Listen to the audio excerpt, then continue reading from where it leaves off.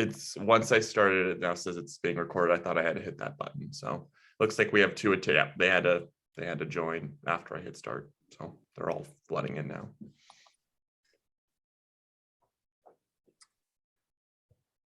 So they flood in as just. Good morning. Good morning. Good morning.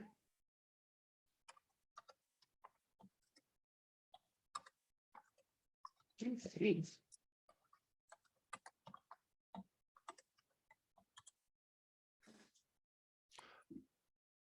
I'm going to give everyone a few more minutes just to join, and then we'll get started.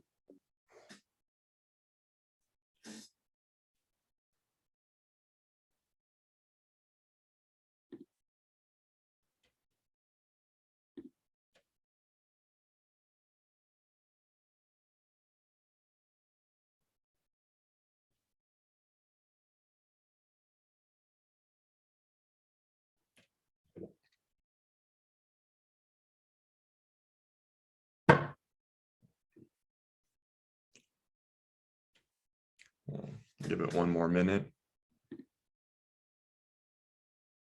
A few more people filtering in.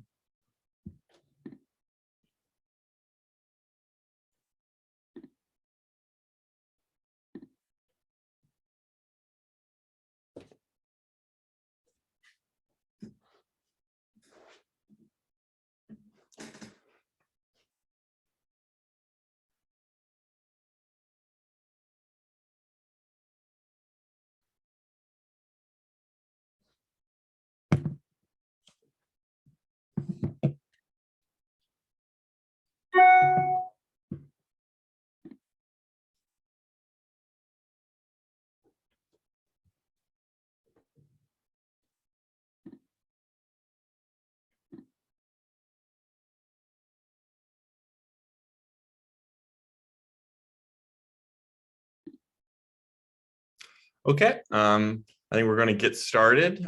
Before I hand it over to Sonia, our presenter today, on how to write your perfect pitch for the NSF proposal, just a couple housekeeping things. First of all, thank you all for joining us today.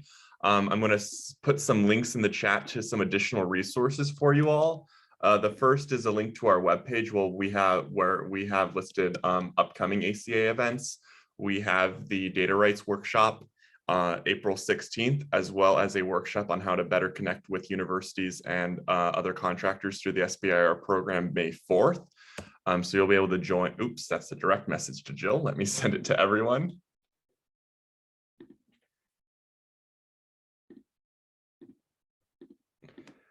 There we go. The other one that I also would like to share with you is our application to the ACA's SBA FAST grant. What that FAST grant is for is it's a $3,000 grant that we can give to companies who are interested in pursuing SBIR funding.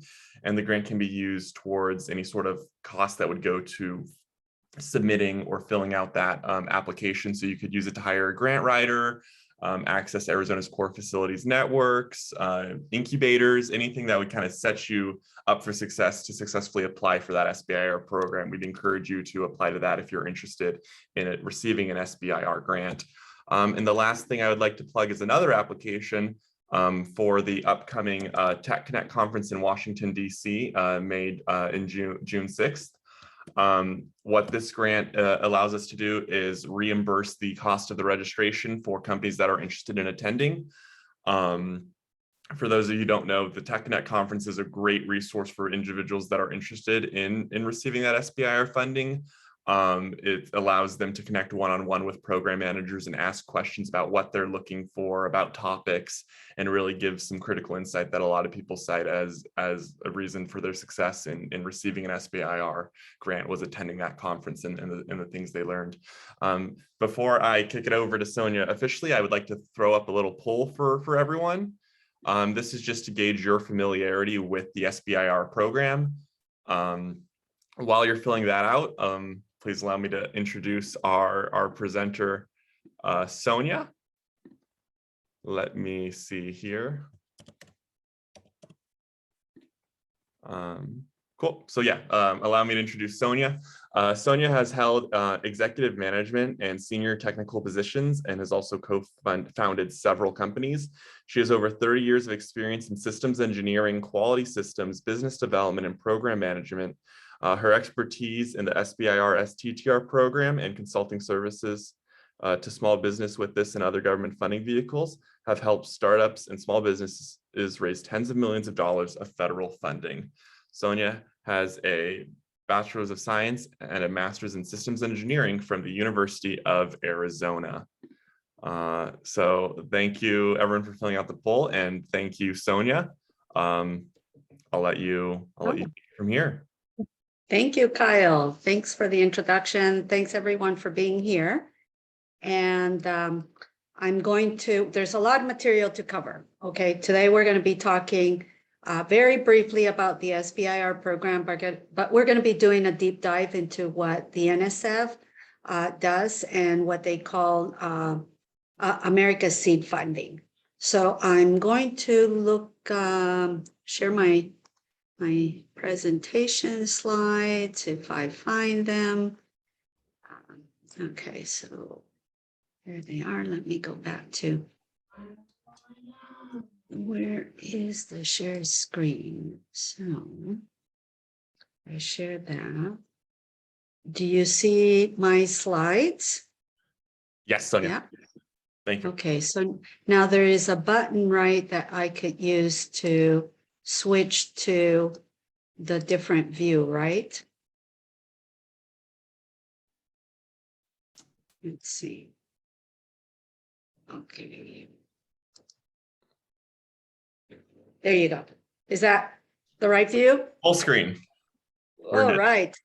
We're good. Okay. So today we're going to talk about the NSF SBIR STTR program, which is the America's Seed Fund.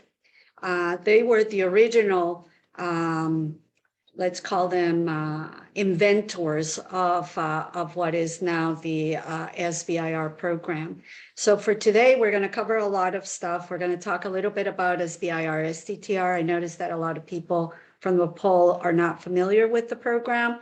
Then we're going to do the deep dive into the NSF SBIR STTR program with an overview, and then go into what they call the project pitch and the proposal.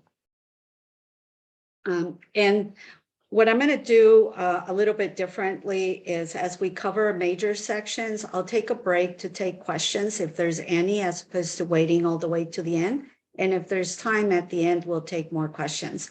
And then Kyle and Jill, if you could monitor the time, we're going to try to get you out of here before 10:30 if possible.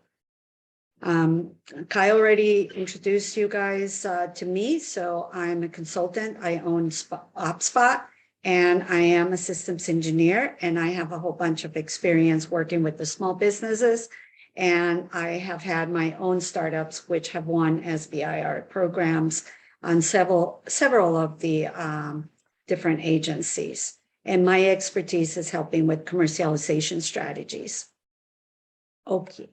So if we look about what the NSF SBIR STTR program is it wants to fund startups that have some groundbreaking, high impact, high risk technologies that are going to be transforming the scientific discovery and creating either products or services that are going to have some commercial or societal potential. So keep that in mind as we discuss the different components, because this is going to be key, the commercial and societal potential and impact. They're looking at using this funding so that it will de-risk your R&D, so that you could go and find either additional funding, or you could be ready enough to commercialize your technology. Every year, NSF funds about $200,000 million, sometimes more. And each individual company has a potential, if you do phase 1 and phase 2 awards, to get up to $2 million in non-dilutive funding. And NSF is not dependent on any particular technology. It's really technology agnostic. It's about your innovation and how risky, and how much impact it is. And I provided a link there to the NSF program in itself. So with regards to the SBIR STTR program, it was started in 1982, and it has awarded over $3.5 billion in non-dilutive funding to small businesses that are in the early stage. And it is a mechanism that can help de-risk your your innovation ideas. And that way, what I say, de-risk, a lot of investors like angel investors or VC capital investors will consider this something that will have de-risked your technology and will consider investing on you. So they don't have to take the risk in you because the government already has taken the risk on you. And the goals are going to be to stimulate the technological innovation, but also to help the small businesses. By small businesses, we mean here in the United States with less than 500 employees. And the original goal, and it's still one of the goals, is to help those that are socially and economically disadvantaged and that are hopefully controlled and owned by minorities such as women. And we want to increase the participation of these small businesses from the private sector and have them be able to compete with their innovation in the marketplace. So why do you want to consider this kind of funding? So it's seed funding for the startups and early stage companies. It's non-dilutive capital, so you're not going to be giving out any of your equity. It will have some protection for your intellectual property and data rights for about 20 years. It will de-risk your innovation to potential investors. And also, it will give you the ability to be sole source when you're competing for other government funding. Okay, so traditionally, if you look at how a company evolves over time through their innovation, they're going to have basic research or discovery, then they're going to be proving their concept, they're going to do some R&D and develop prototypes, and then they're going to be scaling up either manufacturing or licensing, and then they're going to be doing sales and distribution. So if you look at this as typically the life cycle of the innovative ecosystem. And at the beginning, you know, if the technology comes out of the university or it comes out of you, you could look at doing traditional research grants that can help do some of the early stage discovery of your ideas. But where the SBIR STTR program comes in is improving the concept and helping you develop a prototype. So that's where it has the most fit, and that's where the government is going to be funding you some money through this program. And then, as you can see, I kind of try to group in where other money comes in the gray areas. And so if you use the SBIR STTR program to fund your development, when I talked about de-risking, that's where the angel investors and the VCs or other strategic partners are going to like the fact that the government's given you money and you've been able to prove that your idea works, and you might even have a basic prototype. When we talk about how much the SBIR is giving out, you can see it has a lot of money, right? And this came out of the FY or fiscal year 2022. So currently there's budget for over $4 billion. And if we look at the NSF itself, it's one of the largest agencies out there giving out money, and they have a budget of about $224 million for fiscal year 2022. So when we look at the basics, the SBIR STTR program has two programs in itself. The SBIR Business Innovation Research, or SBIR or SBIRs, those were the ones that started in 82. And then you have the STTR, which is the Small Business Technology Transfer, which is looking at transferring technology out of the university, but you could also use that when you want to partner with a university and allocate more budget to the university, either because you need to use their labs or because they have the expertise that you still don't have in-house. And that was started a little bit later. And you can partner with research institutions such as universities or national laboratories. And a list of them could be found on that link on the bottom there. There's only 5 agencies currently that offer STTR. Whereas for the SBIR SBIR, there's 11 agencies. This is just kind of a breakdown of the major differences. And you can see that for an STTR, it is required that you partner with a research institution. And you see that the labor breakdowns of the work requirement is different. For the small business under SBIR is typically 1/3. Can go out for the research institutions for subcontracting. And in the case of the STTR, you can actually give out up to 60% of the subcontract out to a university or a research institution. In both, in the case of the principal investigator for the SBIR, the principal investigator has to be primarily employed by the small business. And depends on the agency. For the STTR, you might be able to get away with the principal investigator being employed by the university or research institution. In the case of the NSF, it will require that the principal investigator be employed by the small business. Here's another way of looking at it, which says pretty much what I said, but maybe with a prettier picture. So, like I said, in the SBIR, 1/3 is the max you can allocate to the sub-awardees, whereas in the STTR, it could go up to 60%.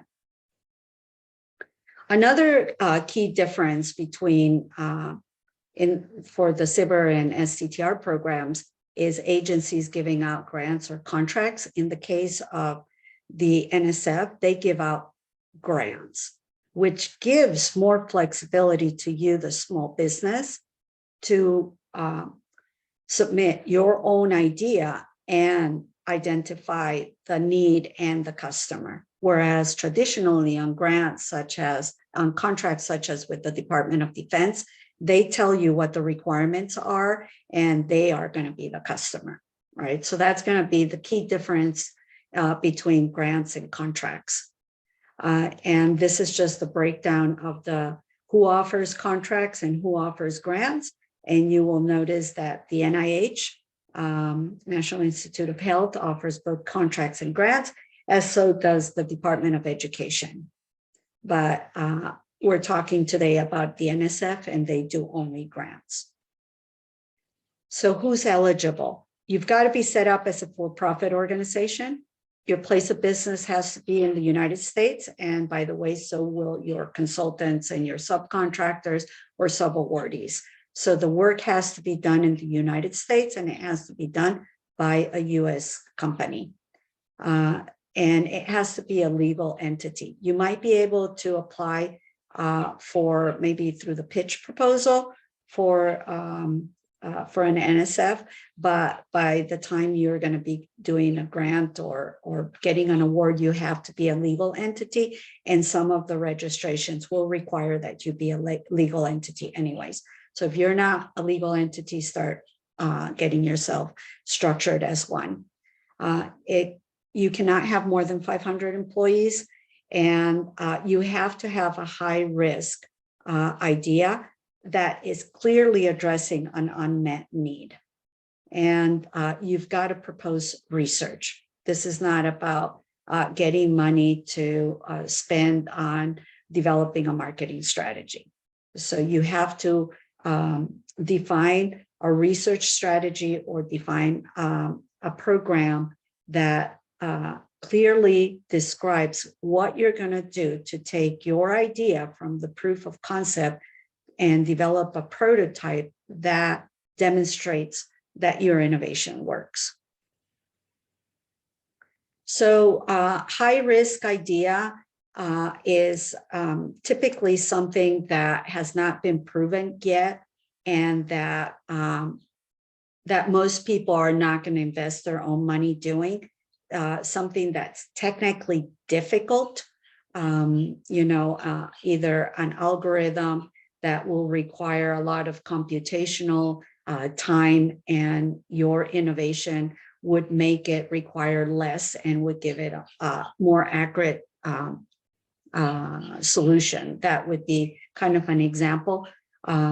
Typically, bigger companies or large companies, because they are so expensive to do a lot of things, and they take a lot of time, and they're large in terms of organization and administrative costs. They do not spend a lot of money in the high risk technologies, and so they like to leverage working with small businesses through the SBIR STTR program, because the government's paying the small business to take the risk. The government is doing the risk. I don't know if that addressed your question. In terms, it's difficult to give you an example without knowing what you're doing. Let's see, just something that that has not been proven before. It doesn't have to be necessarily just like an app for a phone, but just like the meat underneath it, an artificial intelligence, a new approach to handling an artificial intelligence algorithm would be a high risk. I hope that answers your question. The principal investigator, like I mentioned, has to be employed primarily by the small business. So they don't like people that are working for another business full-time and are doing this on a part-time basis, because then if you're not committing to taking the risk, neither are they, right? So you've got to be committed to working on this problem or this innovation and running your business. So that's one of the reasons why they want the principal investigator to be employed primarily by the small business. And each agency defines what primary employment means. NSF looks at it from 40 hours full-time or 19.6 for a part-time. And then again, the principal investigator has to have the ability to work in the United States. So it has to have the permits. So if you are a foreign citizen, you have to have the ability and permissions to work in the United States and have a social security number. And then another thing that's different is that you will have to have a minimum effort of 6 months of performance or 1 calendar year, month within 6 months. And you don't have to have a PhD, because a lot of folks in the past used to believe that the principal investigator would need a PhD or an MD. That's not necessarily. You have to have experience, and you have to have the ability to be able to lead a technical project and manage it.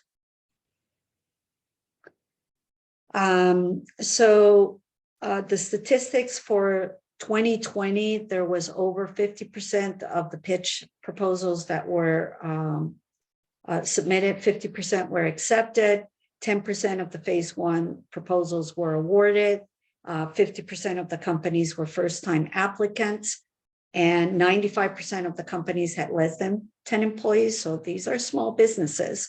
And 81% of the phase 1 awardees had been just started in 5 years.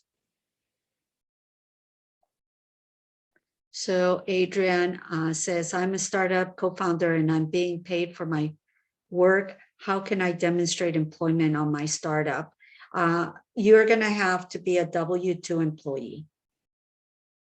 That's one way of demonstrating it. And you will maintain timesheets, but we could probably talk a little bit more about that offline if you want to, because I don't have it as the scope of this project, but that's one way of demonstrating how much time you're working and the fact that you are an employee of the business. And it's a little bit different when you are a co-founder, so that you'll have to work out with your accountant and your lawyer how to take care of that component, because then you can only be a 1099 and not a W-2. You need to read your solicitations. This is just the first page screenshot of what the current open solicitation looks like. So as you can see, we already we're past the submission date. The next submission date is June 30. NSF has 3 submission dates, and your pitch proposals have to be submitted within these submission dates, as is if you get invited for a full proposal, then it also has to be submitted during this time.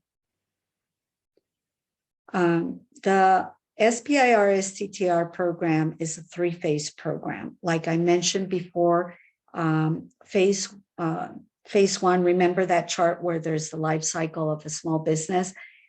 Phase 1 fits into the feasibility and discovery phase of your innovation and proving of concept. Phase 2 is for prototyping and for research development. And the program in itself will give you money for phase 1 and phase 2, but you will have to find the funding for a phase 3 or the commercialization. For NSF in particular, this is how the phase 1 through phase 2B works. So phase 1 is for feasibility, typically is 6 to 12 months, $275,000. And as mentioned, there's about a 10% success rate if you submit a proposal. A phase 2 is typically used to develop your prototype. It's 24 months long. It's about $1 million. And you have about a 40% chance of getting a phase 2 proposal after you've won a phase 1. And a phase 2B is a matching program. The NSF will match up to $500,000 of your phase 2 third-party investments. And so that's why when I mentioned that you could get up to $2 million, this is one way that if you have your phase 1, 275,000, another $1 million plus another 500,000, you're pretty close to $2 million from the NSF to develop your technology. Yes, you can get a copy, but then you'll work with Kyle and Jill for the copies. So before what you apply, this is what you're going to need to do. Make sure you understand your customers and determine if you're eligible. We did go through some of the criteria for eligibility, but you have to have registrations, and you've got to have your DUNS, your SAM.gov, your grants.gov, SBA and SBIR.gov, so that you get your small business certificate. For NSF in particular, you're also going to need to register in research.gov, so you could submit your proposals through Fastlane. And the government now is in transition from DUNS, which is a private institution that used to manage the DUNS number, to themselves managing what they call a unique entity identifier, or UEI. And they're going to start that process of transferring from DUNS to UEI tomorrow. So if you're registered already on SAM, SAM will be going down between tomorrow and April 4th, and NIH submissions are due April 5th. So make sure you log into SAM today and make a copy of your UEI, just in case you're going to be submitting anything in the next 4 days. Just to be on the safe side, I don't know how things are going to be going, but make sure you know your UEI. I have already mine written down and saved and put all over the place, just in case I need to help and submit things. And make sure you understand everybody's roles, because you're going to have a principal investigator, you're going to have someone who's going to be your business manager, your government manager, stuff like that, that allows and gives permission to different individuals to submit proposals. So in addition to the principal investigator, through grants.gov and research.gov, you're going to need to have someone who has the authority to submit proposals. So make sure you have that in place too. Explore all kinds of funding paths. NSF is not the only way. NSF, if you're doing medical applications, for instance, is very similar to NIH. So sometimes you can submit similar proposals to multiple organizations. And in the case of NSF, it's a gated process. You must submit a pitch proposal. You have to be invited to submit a full proposal.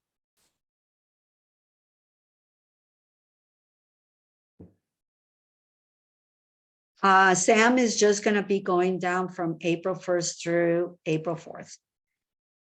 Okay, this is the overall process for NSF.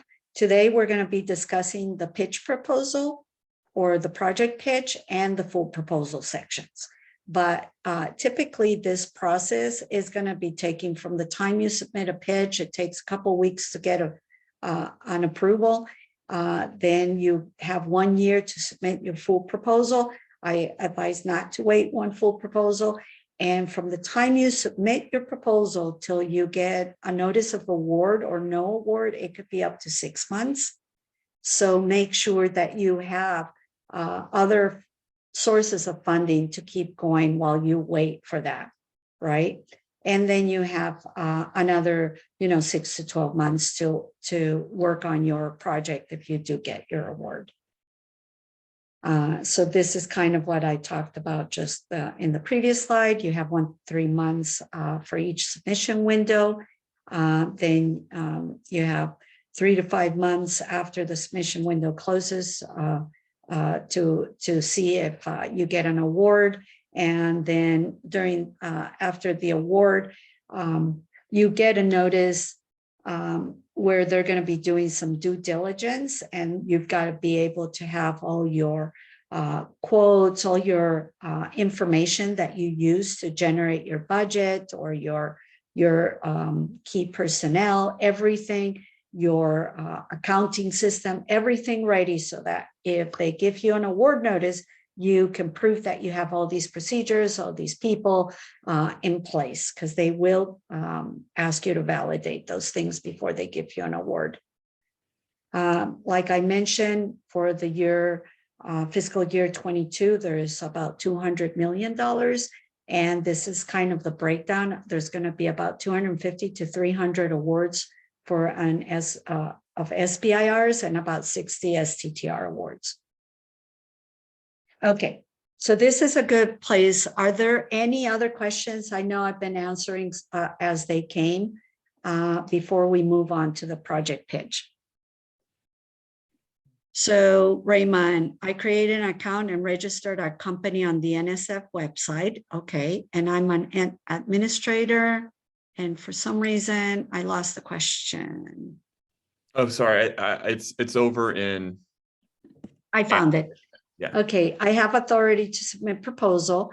Can I set myself as a PI or do that? You need the actual PI to have their own login to submit. Okay. And sometimes, you can be able, if you're working together, to have each other's account logins. I always recommend that the PI and the administrator have the same administrative, what's the right word? It's not the role, but the ability to both submit and edit and add and change stuff from the proposal. The AOR, or the administrative role person, is key for grants.gov, because when you submit, it typically goes through grants.gov for the the approval, especially with NIH. And so I suggest that you give each other the permissions to both be able to submit. Does that make sense? All right, is there another question? Authority, other roles have been assigned in grant. Yeah, so the AOR gets assigned on the grants.gov. The PI gets assigned on your research.gov. And so I cannot assign that role. Okay, so I don't understand Raymond, so I cannot assign that role to him.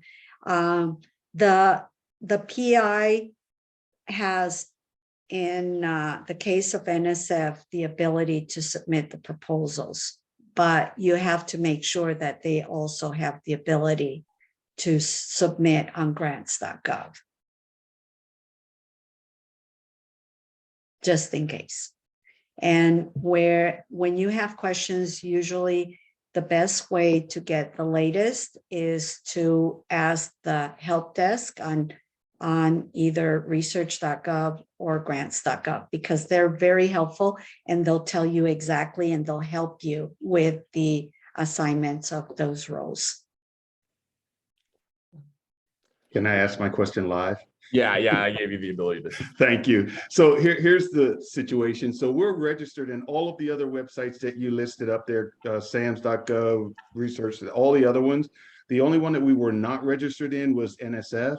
So when I registered us in NSF, I assigned myself the role of the administrator, but I could not assign the PI's role to the person who is shown in SAMS.gov or the other site that you put up there, SAMS.gov, as the PI. I could not assign that role. So you're saying he has to create his own account? And he has to do on SAM.gov, you don't put the PI role, only on the research.gov and on the fast lane. Okay, I'm sorry, research.gov. He is listed on there as the PI, but those roles didn't transfer over under NSF. So he has to create his own account, and then I have to assign that role after he's created an account. I'm just trying to understand. And if you have the administrative, when you create it, and I don't want to take too much time, but I'd be happy to help you go through that, because it's just very confusing and the site is not very helpful, by the way. Yes.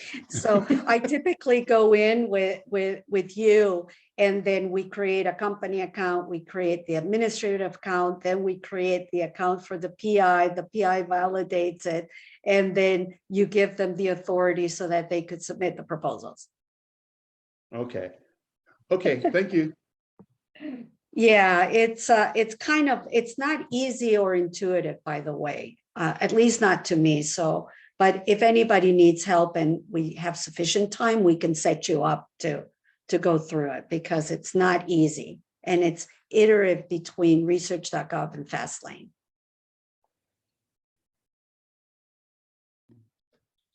I think we have one more question from Adrian. So is the 1 month processing time after the submission window, or is that, okay, so 1 month is after you submit your pitch, but typically they give you an answer within a couple of days, sometimes a couple of weeks. But that's waiting time after you submit your pitch, but you have to submit within those submission window, and you can only have one pitch proposal active. Once they approve it, you can only submit one proposal until you submit that proposal, and either it gets rejected or approved. You cannot submit another pitch proposal either. So you can only have one active either pitch or proposal on the way. Once you submit your proposal within that window, you will still wait about 6 months to hear back if you get an award or not. I hope that answers your question, Adrian.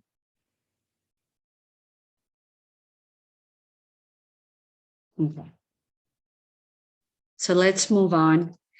So let's talk about the pitch proposal. It's required. you will not be able to submit a full proposal until you have been invited to submit one. Once you're invited to submit a full proposal, save that email because you will have to include it on your full proposal submission in your application. So don't lose that email, please. It has the invitation attached. And it was designed so that it can give the small business feedback, whether they have a high risk innovation and if they have an innovation at all, and if it fits within what NSF funds. And it's, like I said, only one pitch at a time. And you wait approximately 1 month, but usually it's less. And there's a link to submit, and you need to have the invitation. And it's about determining if there's a good fit or not, so that you don't waste your time and NSF and the reviewers don't waste time reviewing a proposal that's not going to win. The elements are, you've got the technical innovation, you've got technical objectives and challenges, market opportunity, and a company and team. So it's like a brief executive summary, or typically if you print it out, it's going to be 2-3 pages long. The technical innovation section is up to 500 words, and it will describe what the focus of your phase 1 project is, why you thought about this innovation, why it is something that has not been proven before, and if it's high impact.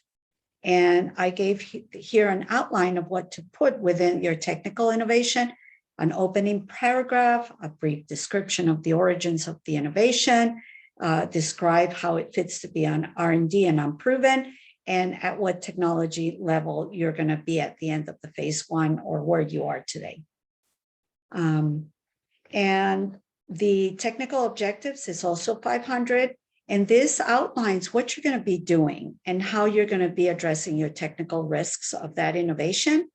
And you can discuss here what challenges you're going to be overcoming, how it fits R&D, what are your objectives, and a high-level list of your tasks and what you anticipate the outcome of your phase 1 is going to be, keeping in mind that you're only going to have $275,000 and 6 to 12 months time.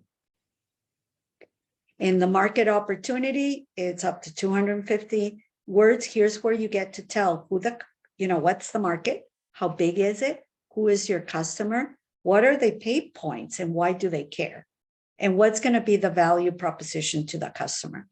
So we're not going to be discussing the I-Core program here, but this is where if you've conducted an I-Core program or if you've done customer discovery, you've validated that who is a potential customer and is there a need, that has not been met before, and why they're going to care for this technology. And if you could put that into a few paragraphs in less than 250 words, you're in good shape. But it is a requirement. Here's where you get to brag about you, right? So this is when you submit stuff to the government, they are also investors, and they're going to be judging you and finding, you've got to be able to describe your company and team to give trust to the government that you have the capabilities and the knowledge and the ability to undergo and successfully complete this project. And you get 250 words to say that. You talk about your company, who the principal investigator is, who's the founder, and who are your key members of your team, and if you have advisors. And then, with these different sections, when you submit your proposal, your project pitch to the NSF, they're going to be evaluating, is there going to be an impact? Is there technology innovation in your technology? Do you have evidence that customers want this? Are you going to be able to scale the technology once you're ready to go to market? NSF does not fund clinical trials. That's where NIH is good. or controlled substance. Okay, any questions for the project pitch? Because I went through it real fast.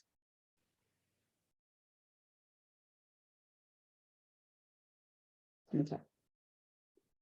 When I mentioned earlier that NSF is technology agnostic, is because they fund a whole bunch of technology areas. And these are the main technology areas, and a breakdown of how much funding they allocate, or in the most part, they fund this amount of percentages to these different areas. But you see the other topics, because you have a technology that does not necessarily fit into one of these buckets, but you think it's innovative and high risk and fits the definition of R&D, you should submit a project pitch. Okay, I think I might have addressed that, Adrienne. So submit it anyways, and discuss it with the NSF to see if they decide for you where there's the most match. If not, they still have the other topics bucket, and they do fund innovations that don't really fit straight into one of these areas. So go ahead and do submit it.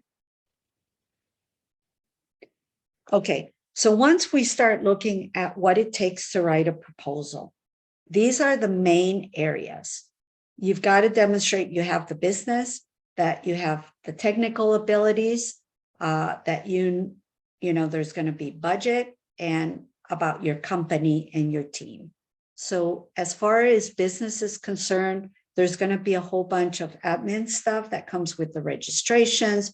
You're going to be talking about on your proposal itself. You'll see when we discuss the structure of the proposal, there's going to be opportunity in one page to give an elevator pitch. You're going to discuss the commercial opportunity, what's your solution, and so on.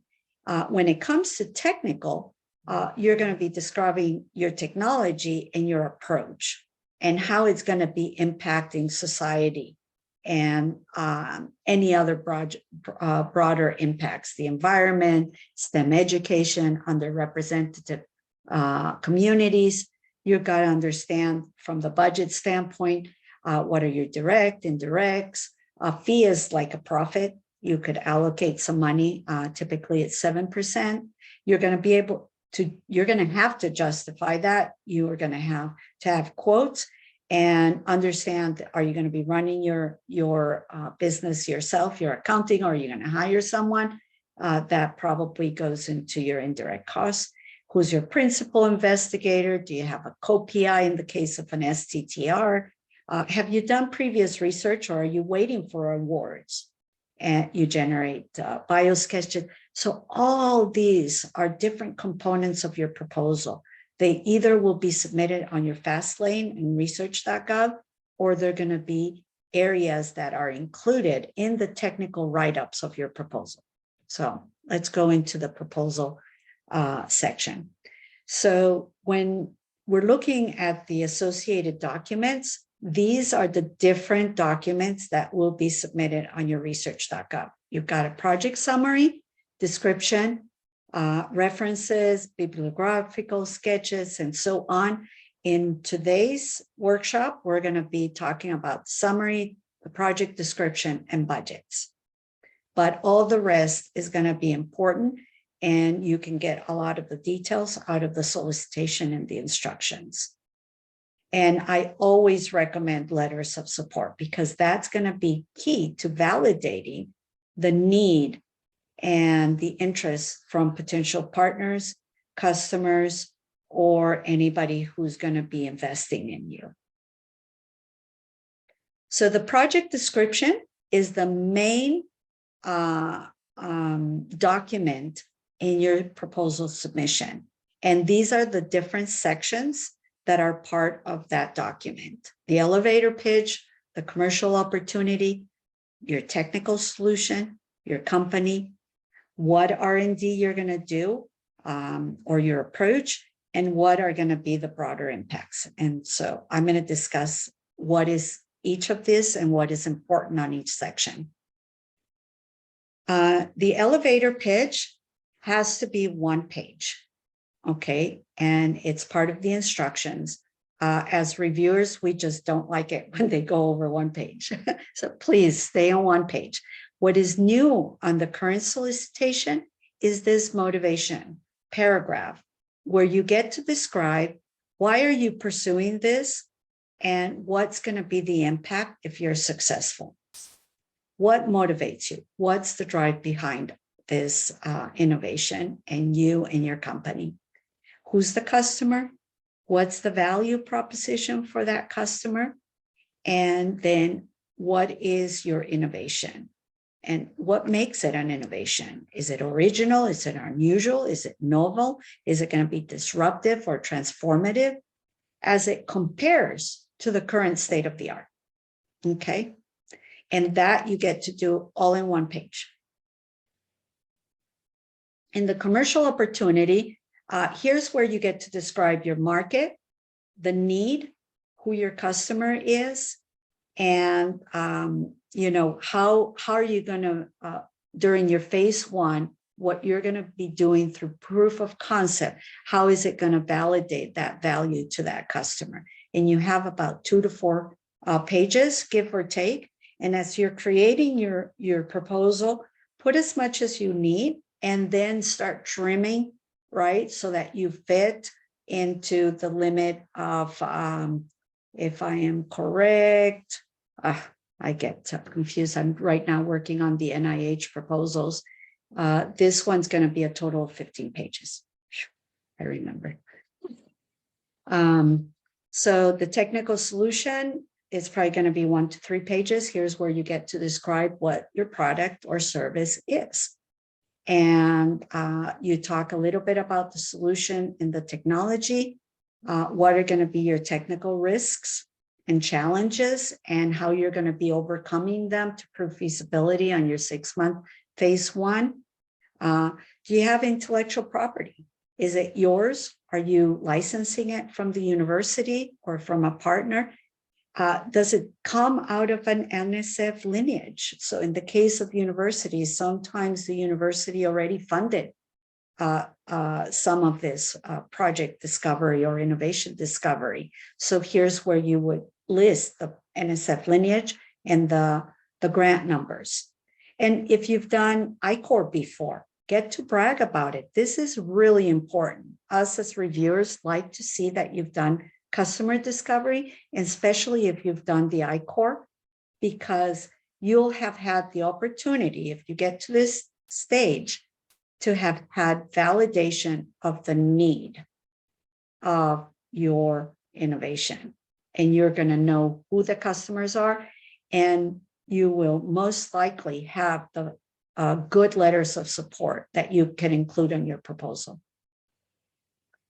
Your company and team, you get to brag about who you are, why you exist, and a little bit about the history and the vision of your company, where you want to go, how long you've been in operations, are you making money now, or are you pre-revenue, and who are your team members.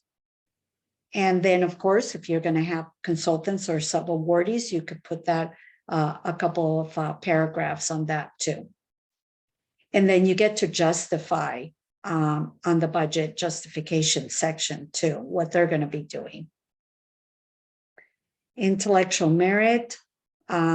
Here is basically where you get to describe, this is the meat of your proposal. And it's actually intellectual merit and your technical approach.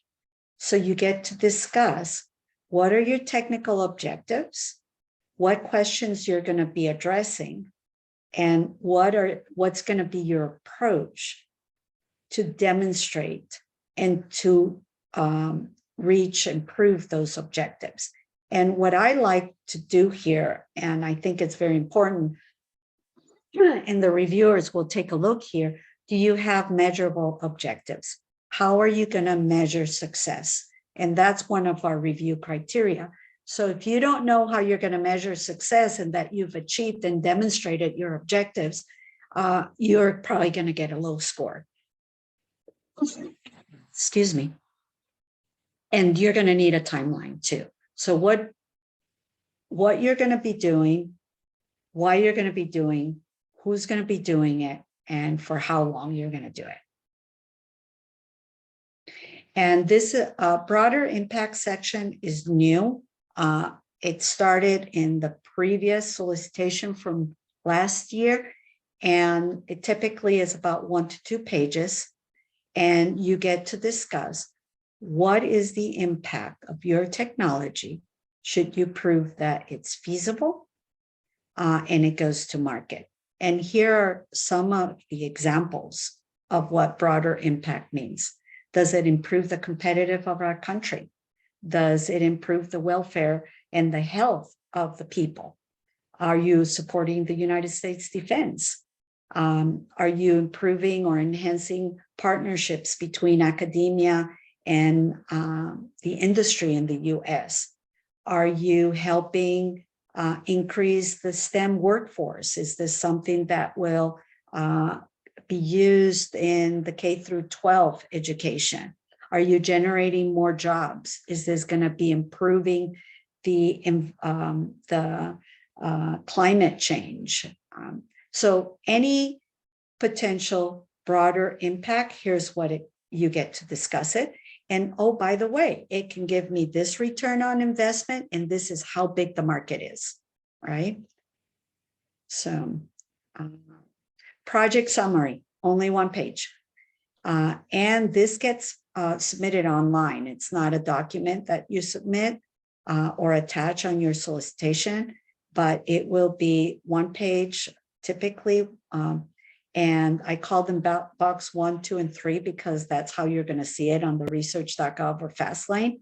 And in the box 1, you get to describe an overview of your project and what the outcomes are going to be. You get to list the keywords and what subtopic you've chosen. And in the box 2, what is the intellectual merit? And in the box 3, what are the broader impacts and commercial potential? And box 2, you do have to say this small business innovation research or this STTR, and you have to spell it out. And that's the first sentence of box 2, and it's a requirement. So follow the instructions. So this is online. Create it as a Word document so that you can then copy and paste it online. And I believe there's a word limit as well in the boxes, or character limit. When we're looking at the budget, a small business, you're going to have to consider your direct costs. Typically involves the salary and wages, materials, going to the grantee conference. Do you have other travel requirements? And you need to justify it. So you're going to have a budget justification. That's going to be a document that will get attached. And then you've got indirect costs. If you don't have audited indirect costs, typically 40–50% is safe. NSF might have, or other agencies have a guideline. Other agencies will give you a limit on how much you could put. I think for NSF, 50 might be the limit you could put if it's not audited. But make sure you work with your accountant so that you have the right amount for indirects, because if you underbid, you can get into trouble where you don't have enough funds to complete your project. And you could always request up to 7% as a typical small business fee, which is like your profit margin, and you get to do whatever you want with that money. You know, you can spend it for marketing purposes, other unallowable indirect costs, and again, work with your accountant on that. Subawardees, if you work with a research institution, you're going to require to have the same kind of information. They're going to have to also give you a budget justification. Just make sure that you understand their indirect costs, because sometimes once you add a subawardee, you'll blow the budget if their indirect costs are too high. And also understand their IP policies, And if you're licensing from them, you're going to have to talk about that on that section where you talk about the IP that I discussed earlier. Get letters from everyone and have your quotes, and those get to be added as well in your proposal. How are we doing with time? I think we're doing good. And then with your budget, other things. So you need your budget and budget justification. Now they place the limit on your budget justification, so 5 pages, because a lot of people were just putting a whole bunch of other things that you couldn't put anywhere else here. And that would drive the reviewers nuts. And in some cases, it wasn't necessary. So this puts a restriction on how much your budget justification can have. And I typically create the budget on a spreadsheet so that I can just copy it directly online. And then I will match on my budget justification line per line on my budget. This, this is how much I have for my principal investigator. This is how much I have for my software engineer. This is how much I have for my hardware engineer. This is how much I have for this and that. And match the line items exactly as you put them on your spreadsheet, as you put them online, to how you describe it on your budget justification, so that it makes it easy for the reviewer to look at, oh, okay, this is why they're spending this much on this person or on this equipment. And so it just makes it easier. Discuss with your accountant how you want to handle fringe benefits and payroll taxes. Do you want to put them as part of your direct or indirect? And now you could also put up to $10,000 for CPA services. So find out with your CPA how much they charge, how much it's going to cost for them to help you through your project on this phase 1. You're going to have to decide if you're going to do the Beat the Odds boot camp. Or even I-Core, and then budget for it. And this one's mandatory. The grantee conferences, you've got to put $2,000 per person. Typically, they let you take 2 people. I like to recommend that the PI go and your BD person or one of the founders, so that everybody is on the same page. And purchasing equipment's not allowed. But if you need stuff that's under $5,000, like maybe a few laptops or this and that, discuss it with NSF to see which ones you will really need, because some of this can become direct costs, but anything over 5,000 will require a quote. There's no animal studies allowed. If you want to do human subjects, you're going to need a budget for an IRB, and you're probably going to need to have an IRB or one. NIH lets you have it pending. NSF needs it to be already in place. If you, yes? You said animal studies are not allowed? Oh, I'm sorry, allowed. Okay. Yeah. Thank you, Kyle. I read I read animal studies, and then I read the equipment not allowed on the top. So yeah, they're allowed. I personally do not recommend that on a phase 1 you do any human studies or human subjects or animal studies, because it just complicates your phase 1. It really does. I mean, you might they might want to fund it, but all the documentation you're going to have to keep just to get the award and to go through the process. And if $275,000, they've just upped it from 250. It's pretty limiting when you start doing these kind of studies. And, you're going to have to work either with the university or with an entity that knows how to do this, right? And that sucks up a lot of budget when you're doing proof of concept. So, so that's why it's preferred to leave it for a phase 2 or to use NIH grant to do that. Any questions? I have a few questions, Sonia, while people are putting theirs in the chat. Okay. So just the pitch in general. A lot of people see the pitch as sort of a stumbling block. Could you elaborate more on just sort of the best way to represent your technology in the most compelling way? Like the key points that should be hit on. Yeah, actually, I like the pitch a lot because it helps the small business and the team to really think about, do they have an innovation, right?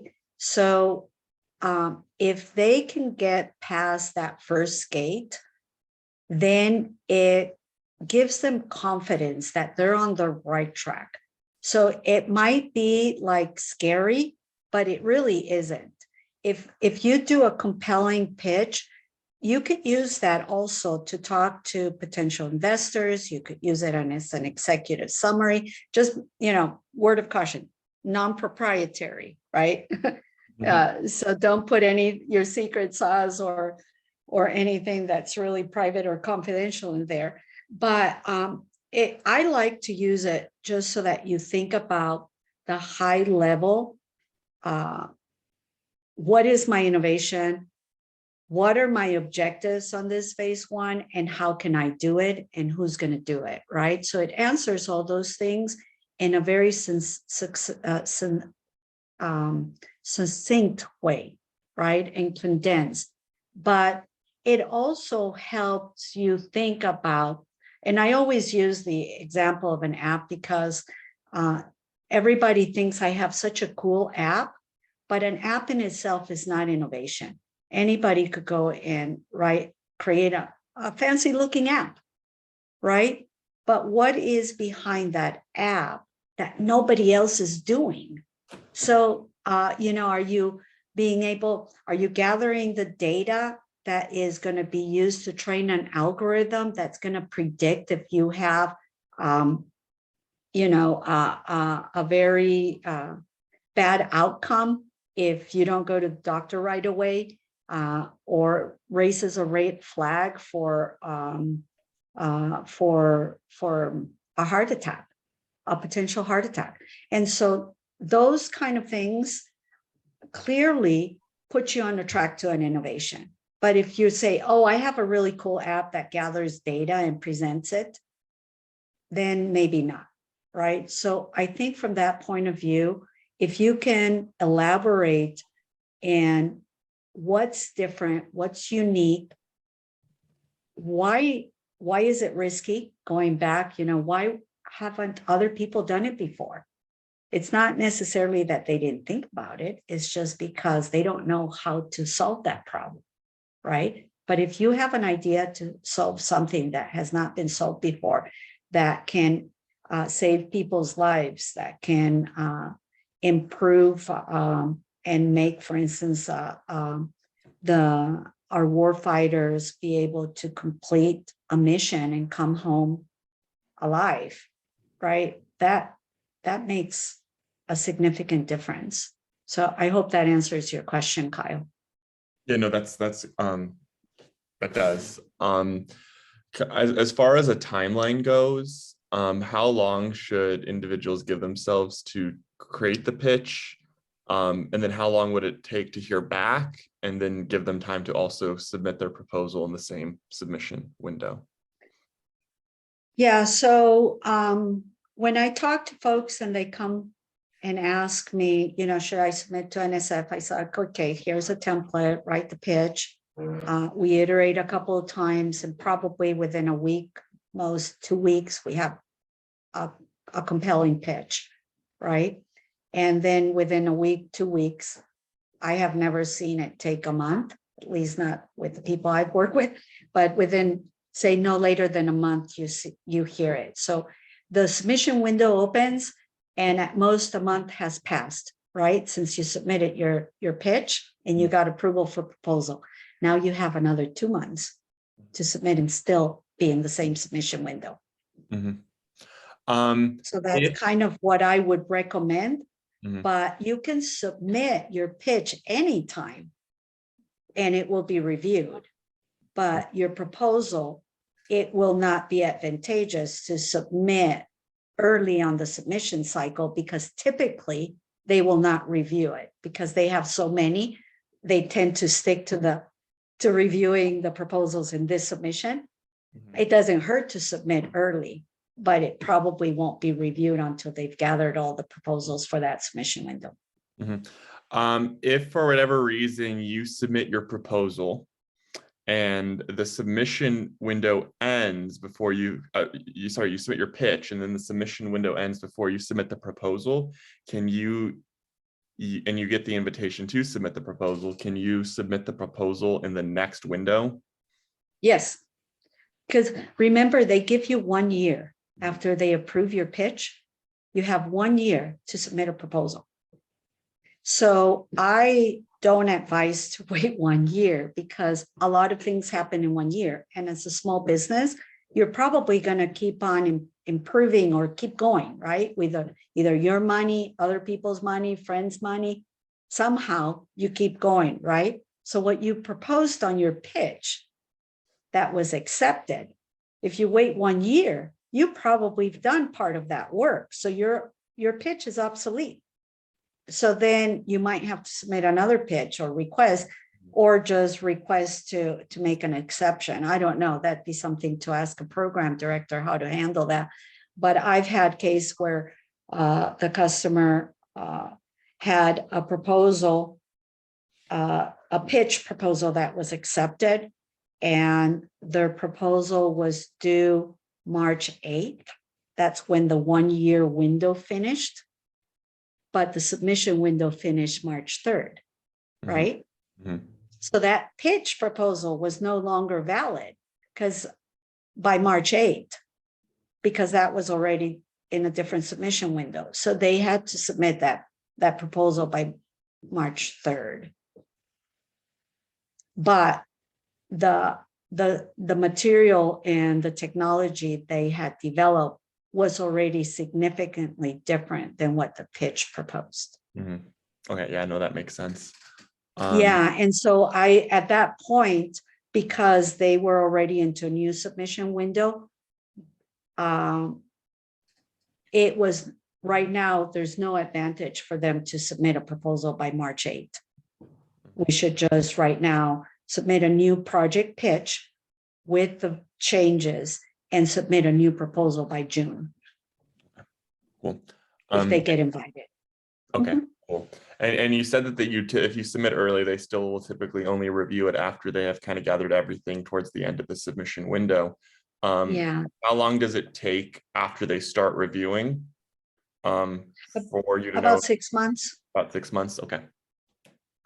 Yeah. And you know, I always say typically, because there's exceptions, depends on your proposal, the load. They might review it early, but typically they don't. Cool. Okay, cool. Thank you. I think you have a few more slides. Yeah. Okay. All right. So the evaluation criteria from the reviewer's point of view is broken down into two major areas: technical merit and broader impact. Apologies, my baby husky is breaking something here. Okay, I don't know if you heard him in the background. Sorry about that. Okay, so the innovation and technical merit and broader impact. And so these are the questions when we're dealing with a proposal that we have to answer as reviewers. Does it have a sound approach? And are you going to establish technical and commercial feasibility? What do you expect? To what extent are you proposing something unique when it comes to your concept or the application? And how well qualified is your team? And do you have access to the right resources? And when resources, we're talking materials, services, equipment, facilities. So there's a file that you could provide where you can list your facilities, and you can talk and brag about what equipment you have. So we look at that. And how does it compare to the state of the art? Right? Are you making significant advances or replacing something, or the state of the art has some gaps or major problems? Just a second. I'm sorry.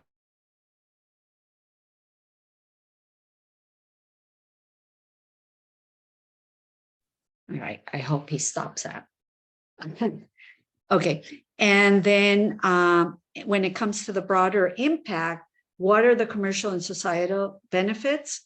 And, you know, what's going to be the outcome of your proposed technology, and how well your team is to be able to take it to market, right? And so maybe someone's done it before, or you've hired someone to do it now.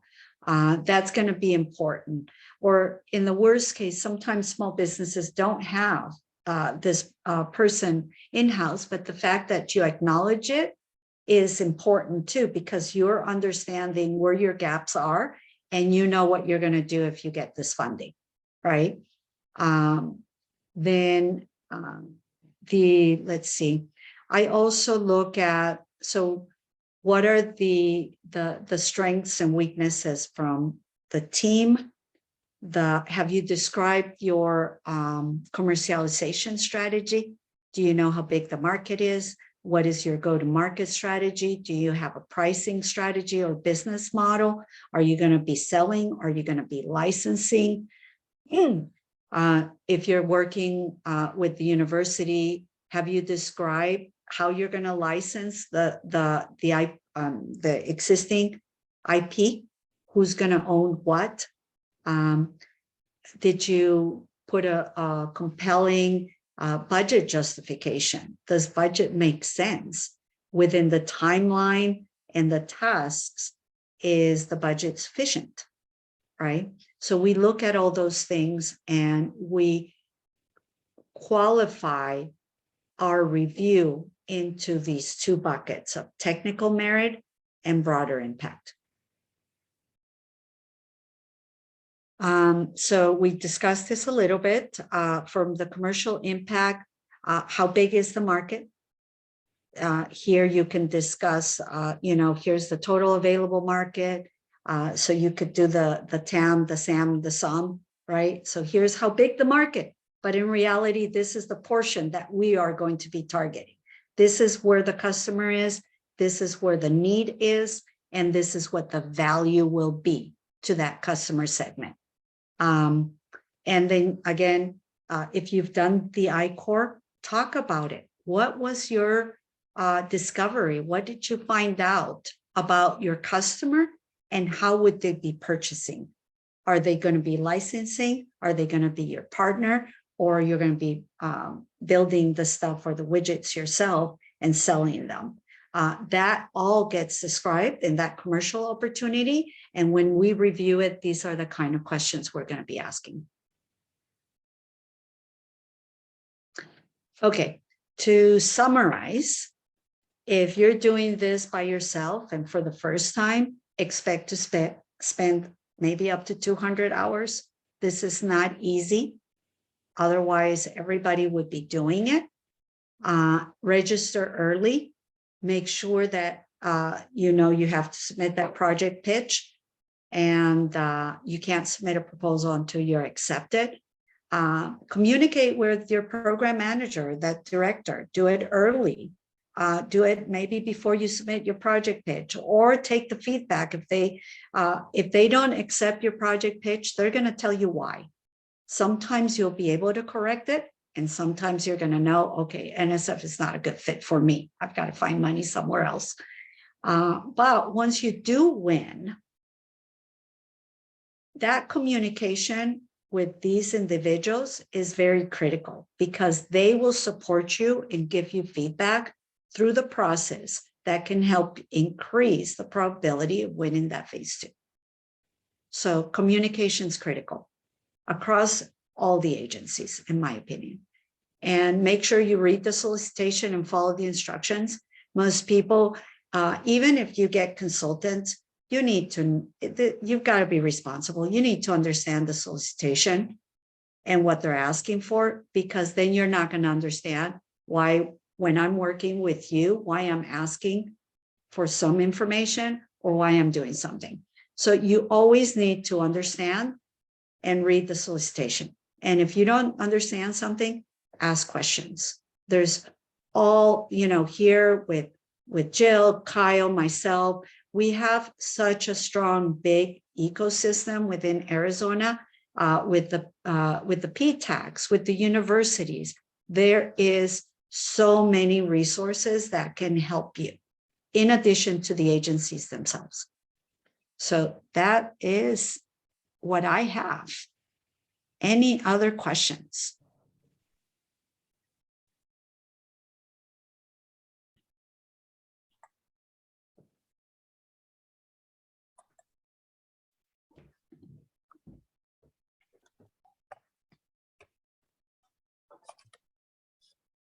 No. Awesome. Well, thank you, Sonia, for the presentation. Thank you for the depth that you were able to go into. Just as a reminder to everyone, that first link that I shared at the beginning of the workshop, that is the link to the ACA's upcoming events. Like I said, the data rights workshop on April 13th, as well as the university partnership and contractors workshop May 4th. I also want to share another link. This takes you to the Arizona Tech Council for another upcoming event that we're hosting in partnership with them. That is a webinar on the USDA's SBIR program. There's a lot of interesting technologies that they're funding beyond just simple agriculture that a lot of people don't know about and don't think to apply to. Automation, sensors, that sort of thing. The USDA is interested in that. So if you have a technology in those areas, I'd encourage you to register for that one. Registration for that one is free. If no one else, we do have a question. When will the recorded version of this webinar be available and where? Great question, Randy. So after this workshop ends, I'll work to get the recording up on our Innovation Network hub. The same link that I sent at the top that has the events listed. It also has a link down at the bottom that allows you to register for the Innovation Network, which is a resource center that's hosted by the ACA that has a lot of different SBIR content, modules, links to additional resources, and we also include the links to our recordings in there as well in the resources page. So that's what it will host. If you have any issue accessing the Innovation Network, let me know. And I can also always, if you reach out to me, I can also send a direct link to the recording as well. Thank you, Randy. So if there's no other questions, thank you everyone for attending. Thank you for your time. Thank you, Sonia, once again for your presentation. Jill, do you have any final thoughts? Yeah, I think we'll send out the slides. Yes. To the attendees. So you'll be able to get those. And it looks like Raymond has a question for you, Sonia. What kinds of questions are the program managers able to answer? There doesn't seem to be any type of a blackout period like some of the other funding agencies. Yeah, NSF doesn't have a blackout period. So if you think you fit into one of those buckets, and I think there was a question before, what if I don't fit into any of the buckets? Those are good questions. They'll probably, if you haven't submitted a project pitch, they'll probably ask you to submit one. There is online, a lot of the information that I'm sharing, you could also find it on their NSF site. They have webinars, they have deep dives, they've got all kinds of stuff. And so with NSF, yeah, they don't have a blackout period.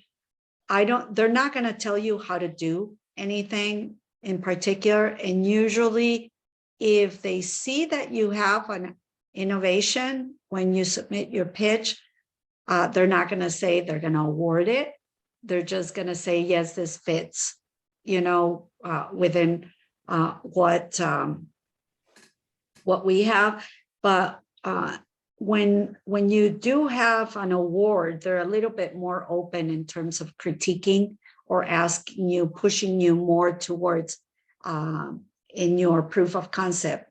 Are you on time? What have you done so far? Are you going to need a no cost extension? You're on the right track for the commercialization. Who have you been talking to? Who are you partnering with? What will you need to demonstrate? Are they agreeing to the value? Things of this sort. They're very thorough for some of them. I've had the experience with some NSF program directors that once you win, they only review your final report and you never talk to them. But before, I think they're more engaged now, where they're wanting to communicate like monthly. But yeah, NSF, it's more about, is there a fit with what you're doing? And is it innovative, high risk kind of question? They'll challenge you there, but they're not going to tell you if they're going to award it or how to do your job. Cool. Thank you, Sonia. I also put my contact information as well as Jill's in the chat. If you have any additional questions that come to mind after this workshop ends, please feel free to reach out, and we'd be happy to answer any additional questions or point you to some resources that may be beneficial to you. I think that's it. Thank you everyone for attending. Once again, thank you, Sonia, for your presentation, and we'll look to get those slides out and the recording posted soon. So yeah, please reach out if you have any questions. I slammed you with a lot of information, and it's hard to know how to get this all done. It's not easy. It really isn't. I wish that there was, I mean, we could generate templates, but each innovation, each technology is different, and your creativity as to how you describe all that is different. And I just can provide you a guideline and a template and an outline, but how you describe it and how you write, it's your own style, your way. And so it just has to have, like I always say, the wow effect. It's like, you got to wow me from that elevator pitch. Actually, on the book, first thing you read on when you put the proposal together, and that we get, is those 3 boxes. And so if they don't follow the instruction on those 3 boxes, and on the box 2 where it says this project, this SBIR project, blah, blah, blah. If they don't start that, it's like, oh, they already started. They don't follow instructions. I already know that the rest of the proposal is going to be full of either typos or not following instructions or missing sections, or they didn't review criteria. It's just so typical. It's just like, that's the first thing we see. And if you didn't follow the instructions, just like do I want to read the rest? But yeah, and then the elevator pitch. Cool. And just another one, it says that it's just what I do. I like bounce back and forth in your proposal. So I start with those 3 boxes, then the elevator pitch, and then I immediately go and validate the need with your letters of support, which are at the end of the proposal. So sometimes there's like 80 pages. So I go from the front to the back, the top, and I go like that. It's like, oh, did they validate the need? They say they're partnering with such, like, do they have a letter? Oh, they don't have the letter. Oh, it's like, why did you say you were going to do that? Right. So that's kind of how I review it. So do what you say what you do. Yeah. Plan to spend a lot of work and time in these. Cool. Well, there you have it. Some final thoughts for you all. Follow instructions and get those letters of support. Thank you all for attending. Have a great day. Yeah, thank you. Thank you, everyone. Bye-bye. Bye-bye. Thank you, guys. Bye.